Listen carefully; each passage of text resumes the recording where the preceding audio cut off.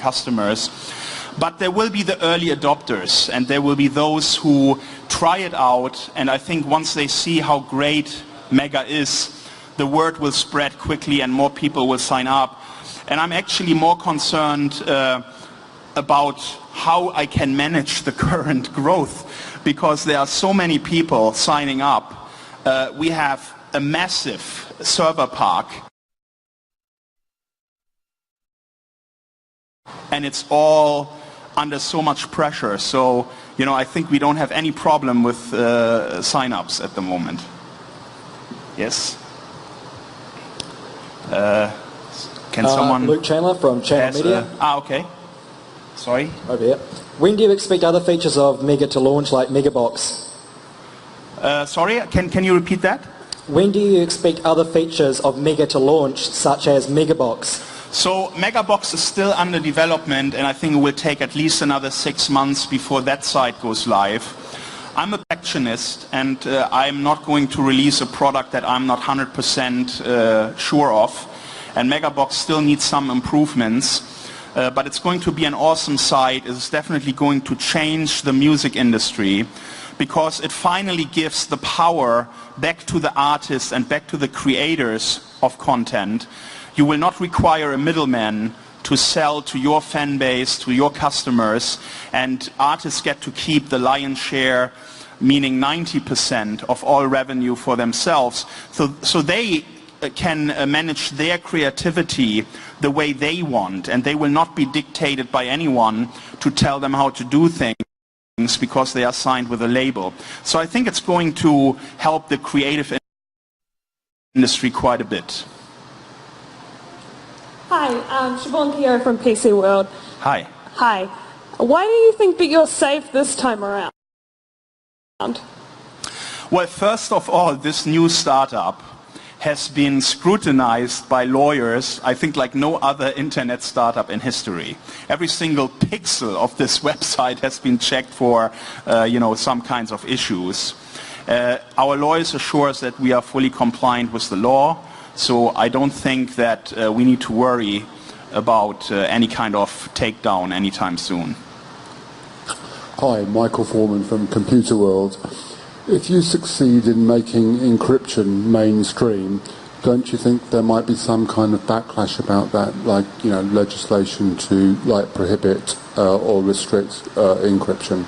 Yeah, well, as I said in my speech, your right to privacy is a basic human right. It's in the United Nations Charter of Human Rights. So, I think it will be difficult to outlaw encryption.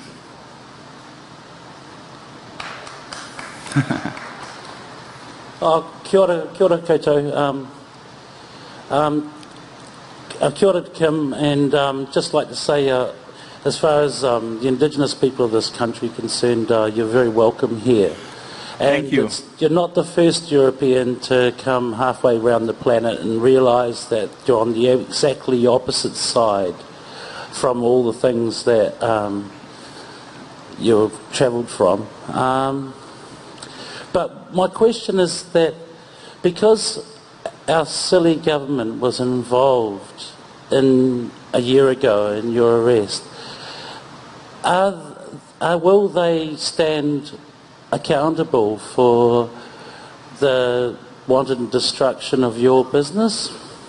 Well, that's an interesting question, and my feeling is that the New Zealand government has probably been misled by the United States, and that this government here was too easy to be convinced of this case. And I hope that there will be some kind of resolution to all of this, because I'm not a criminal and I've done nothing wrong, and I would really like to be an integral part of the New Zealand community. And, in Maori you call New Zealand the long white cloud, and I've just made it a little bit longer.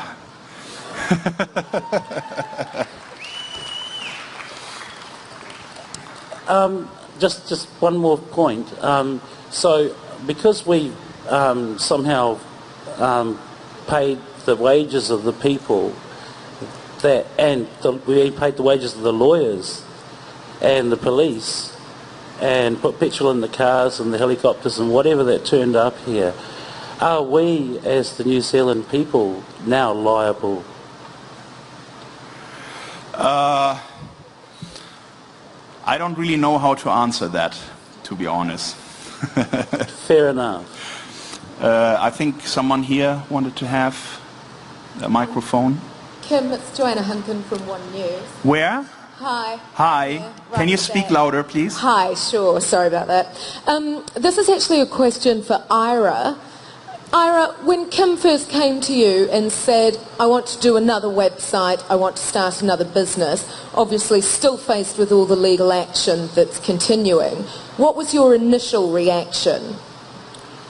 The initial reaction was two things. One, it seems like a good idea, given how long this case is going on, given the notion that he's innocent until proven guilty and has the presumption of innocence, and given the notion he needs to make a living.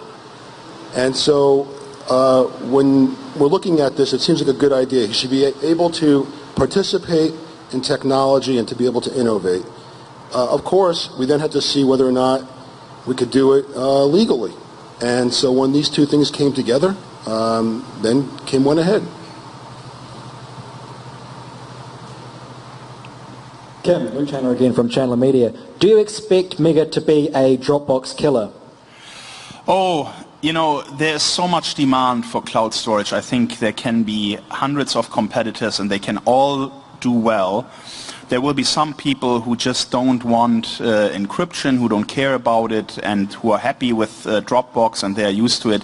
So I don't want to see myself as a killer of anything. I'm not in the business of killing things. But I think that beside Dropbox and some other competitors, we are going to be an important company. We're going to innovate and create cool new tools over the coming months and years. And we expect this to be a very successful business venture. And ultimately, we hope to list our company at the New Zealand Stock Exchange. Thank you. Hello. Hey, Alex from the New Zealand, phone is loud. You can just hear yourself. From the? From the New Zealand farmers, yeah. Okay. What? My question, what is a computer? Okay. A computer is, can be a box.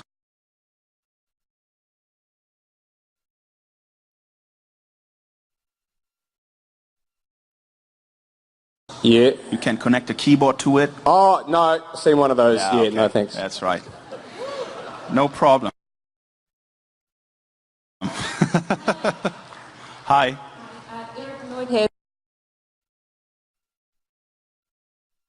Citizen, gentlemen, what does Mega mean for women on the internet? Oh, I think Finn is the best one to answer that. Well,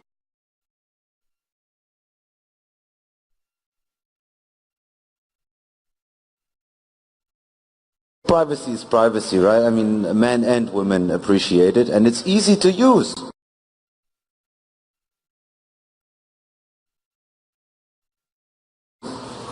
So that's good, right? Awesome.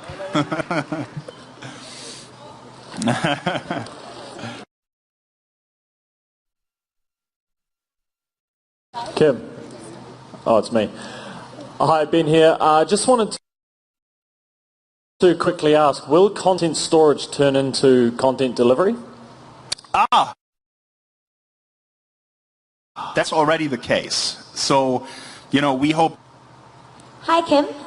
It's Kimberly here. Hi. I was just wondering, if I send an email and the other person doesn't get it, where does that email go? Oh. Matthias, can you answer that question? Matthias? That email goes to dev null. Thank you. That was an insider term. Right. That's why he's the genius. He speaks in zeros and ones.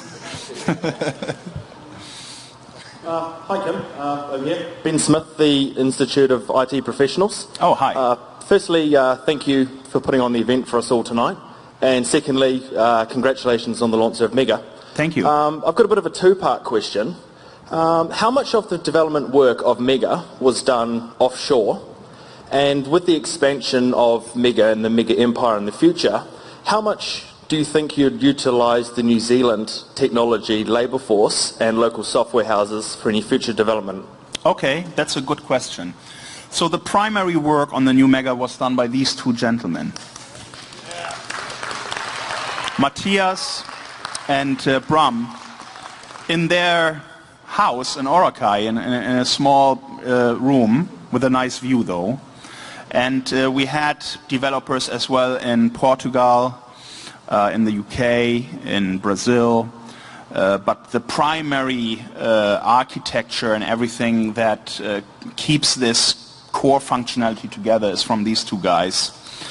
Regarding our plans in New Zealand, MegaUpload had 220 employees worldwide when it was shut down, and all these employees have lost their jobs without a further payment. And some of them have moved on to other jobs. You know, of course they can't wait for us to resolve our issues. But we are going to hire all of those that want to come back to us. And in addition to that, we want to hire staff here in New Zealand. We are a New Zealand company. New Zealand has been very good for us. The people here, they saw that there's something wrong, something fishy about this whole case. And they have been supportive of us. And we want to give back. So we will be hiring New Zealanders here. We want to have customer support out of New Zealand. We'll hire developers in New Zealand, web designers. So over the coming years, we expect to, hopefully create a few hundred jobs.